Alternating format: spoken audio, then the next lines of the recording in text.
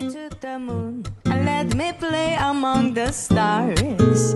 Let me see what spring is like on Jupiter and Mars.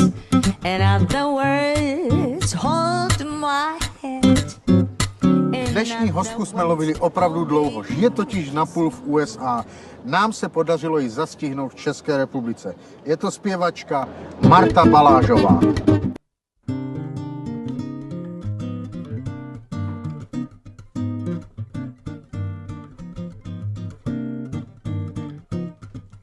Vai minha tristeza diz ela que ela não pode ser.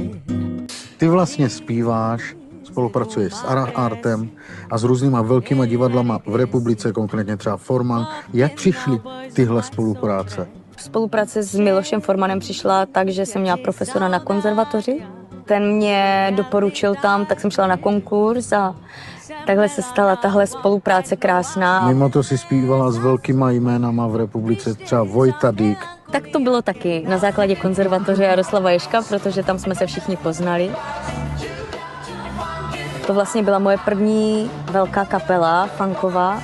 Teď jsem vlastně třeba hrála i na Vojtovém koncertě, když měl Lucernu, teďka velkou, tak jsem tam vlastně účinkovala.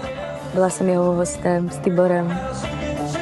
Jinak jsem taky měla možnost účinkovat s Ríšou Millerem, což byla pro mě velká zkušenost taky a krásná. Být po boku takový slovenský legend. Disser-me longe, abraços abençoados assim, colado assim, braços e beijinhos e carinhos sem tepim, que pra acabar com esse negócio